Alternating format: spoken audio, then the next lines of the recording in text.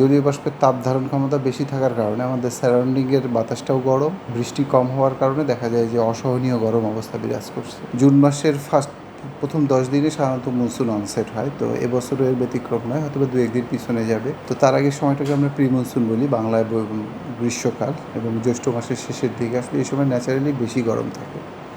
আর যেহেতু বাতাস এখন দক্ষিণ দিকে প্রবাহিত হচ্ছে, এখানে প্রচুর জলীয় বাষ্প আছে, আর জলীয় বাষ্পের তাপ ধারণ ক্ষমতা বেশি থাকার কারণে আমাদের সারাউন্ডিংয়ের বাতাসটাও গরম, এবং বৃষ্টি কম হওয়ার কারণে দেখা যায় যে অসহনীয় গরম অবস্থা বিরাজ করছে। আজকের পর থেকে রংপুর আপনার ঢাকা, চট্টগ্রামের কিছু অংশে বৃষ্টিপাতের প্রবণতা ধীরে ধীরে বৃদ্ধি পাবে। তখন এই অঞ্চলের টেম্পারেচার অনেকটাই সহনশীল পর্যায়ে চলে আসবে।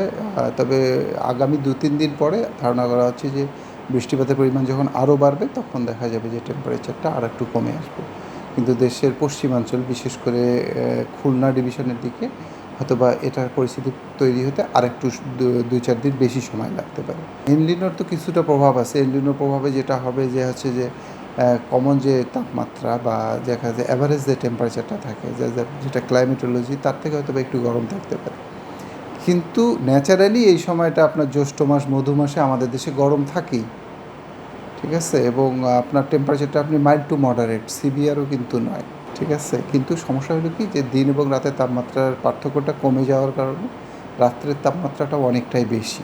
ফলে দেখা যায় যে আমাদের শরীর যে নিউট্রাল কন্ডিশনে আসার আগেই আবার দিন হয়ে যাচ্ছে, বা টেম্পারেচার আবার বাড়া শুরু হয়ে যাচ্ছে। এই জন্য লোকজনের ভিতরে গরম লাগার বা অস্বস্তিকর অনুভূতিটা একটু বেশি। কংক্রিট এবং আপনার ধাতব কাঠামো থাকার কারণে ন্যাচারালি তো ঢাকাতে গরম বা শহর অঞ্চলে গরম থাকবে বেশি। আসলে দেখেন, এটা সবচাইতে বেশি এটার দায়িত্ব হচ্ছে যে হেলথ সেক্টর, তারাই হচ্ছে যেটা দেবে। আমরা যেটা বলবো যে গরমের সময়টুকু একটু ঘরে থাকা, হ্যাঁ, বেশি একটু পানীয় জাতীয়, ঠান্ডা বা পানি জাতীয় দ্রব্য বেশি পান করা, আর হচ্ছে যে ডাক্তার বা স্বাস্থ্য বিষয়ক যারা মানে অথেন্টিক অর্গানাইজেশন যারা যে উপদেশগুলো দেবে তাকে সেগুলো মেনে চলে, এটাই হচ্ছে সবচেয়ে ভালো। জলবায়ুটাই হচ্ছে 30 বছরের গড় টেম্পারেচার।